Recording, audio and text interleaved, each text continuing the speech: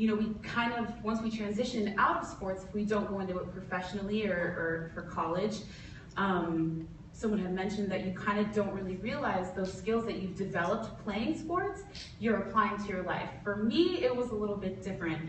I had to decide in 8th grade whether or not I wanted to pursue, you know, softball full time in high school or to sing, because at that time I was juggling both. They were after school activities and it took a lot of practice and dedication and traveling. And it was hard because I loved my team. I loved being with my friends. I loved playing. I loved the chants we did on the bench when somebody was batting. You know, I loved all of it. And I loved music more. And so I chose music, and I knew at that point that if I wanted to get where I wanted to go, I knew I wanted to sing. I had no idea how it was going to happen, where, when, but I remember watching Kelly Clarkson win the first season of American Idol, and I remember turning to my mom and going, I want to do that. I want to do that. I didn't know American Idol would be around now 15 years later, and that would be the venue that I got to go through, avenue rather.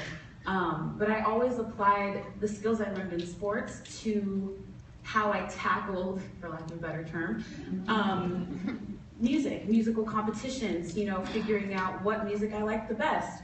Idol was definitely a huge example because there were other people that I was competing against, but I respected them so much. It wasn't me against them, it was me against me. I couldn't worry about what they were doing. I had to focus on what I was doing. Once I started worrying about somebody else, that's when, you know, things fell apart or I forgot a lyric or whatever happened. But I was always in competition with myself, and I get asked that a lot, like, well, how did you handle doing that with friends on the stage? And I was like, well, we're still friends. Like, we all competed, but I needed to make sure I was the best that I could be the next week. I was in competition with myself. I didn't have anybody to beat but myself. So it was amazing to be able to go through that. And on a personal note, when you go through tragedy or loss or things that feel like they're failures, because they're not. They're, what did Billy just say to me? She said, they're not failures, it's feedback. Then I was like, you are so right, you're great, you should speak or something. It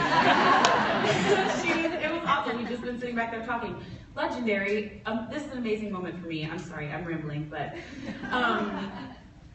when you go through things, I went through a really tough time in 2014, and I remember sitting doing a radio interview after, they're like, so how are you doing, and how did you pick yourself back up? And I was like, listen, my dad told me, and my brother plays football as well, he's a running back.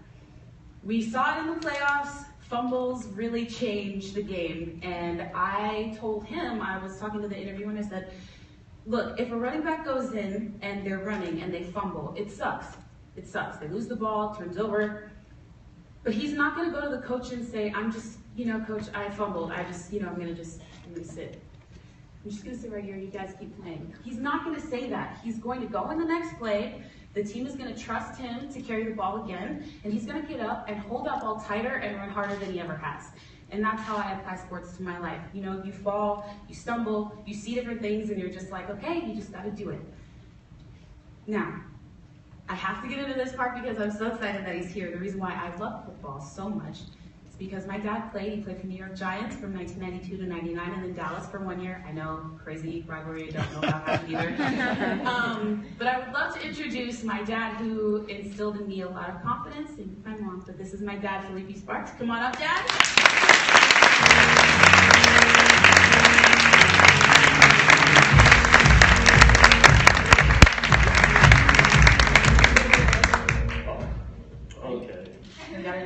Come on. No, this way. This, okay. We practiced that. Okay. Yeah! So do you want to stand or sit? How do you feel? Either or, I'm fine sitting down. Okay. So it's been interesting because sports has applied so much. And I was thinking, yesterday we came in here to kind of do a run through, and I was thinking to myself, okay, how do I ask this question to my dad? And you played football all of your life. Yep, Arizona State University, of course, yep. at 12. Yeah. And you played high school, you played Little League, you did all that. Yes. Yeah. So, when you finally got up and you were with mom, and you knew you were having a baby and it was a girl, firstborn was a girl. How did you, because I don't remember, I was little. How did you feel about knowing you love sports so much? How did you feel about encouraging me to get into sports? And how did you help, coach and do different things? And how did that feel for you as a father? Well, first of all, when your mother was pregnant, I just knew it was going to be a boy. So, I mean, that's probably most dads' dreams, I'm not sure. But I was like, yeah, okay, I have this little boy. Oh my goodness, I'm going to teach him how to do. Needless to say, pops out a girl. So I was like, you know what? Might as well still put this in her hand.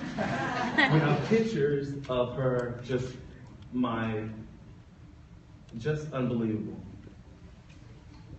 I feel like kind of weird right now, just thinking about it. Full circle, huh? Oh my God. Super full circle. Me too. I was trying not to cry after HK's poem because it just brought everything Just back. the most unbelievable thing.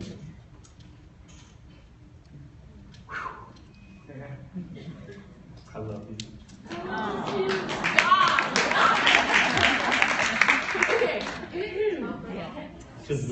It's been a wild dream. Yeah? You know, my son is 3.8 GPA, unbelievable. You just pray and just pray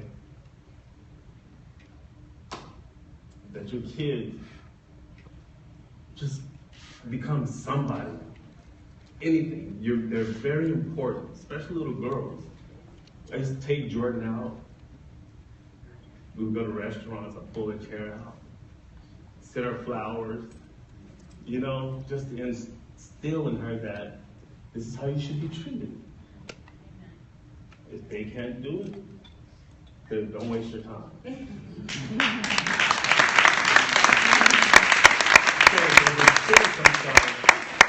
With sports, her mother taught her how to throw a softball. So with the football, it's a little bit different. You got to put your fingers on the right way, you got to spin it and all this stuff. So needless to say, she was not coordinated. She's 5'9", 5'10", and I'm telling you, as a little girl trying to help her into sports, it was difficult because she was falling all over the place because she was growing so fast. So we just kept at it. The correlation that I gave Jordan from my football days to where she is now, and during the American Idol in 2008, it was like I never went to the first 10 of the first events, all the events for American Idol. It was the last 10 that she called me. She goes, "Dad, come on down." She goes, "I'm in the top 10. I was like, you know what? The correlation of all this, you have to put it with football and what you're doing now. I had training camps. Everyone knows you go to training camp. You have preseason, and then you have to go to the regular season. So that's the same thing. Top 10, she's down to the bottom 5. So I was like, okay, now we're in the playoffs. So now we only have the top 3. So if you're almost at the Super Bowl. So, needless to say, she ends up on the show, winning the show, and all of a sudden, it's a full circle. She wins. It's in Arizona. It's in my backyard. And the team was the Giants, playing against New England. So, in actuality, I made it to my first Super Bowl. I've never been to a Super Bowl as far as playing in the game. Most professional athletes, if you are in that realm, there's no way you really care about going because you're not playing. I mean, for me, that's for men, that's the way that's the way I think. If I'm not in the Super Bowl, why waste all the time to go and do all this stuff and not even playing? So, here we go again, full circle. She's got me back here again. We made it work. But I have to finish the story. So when I did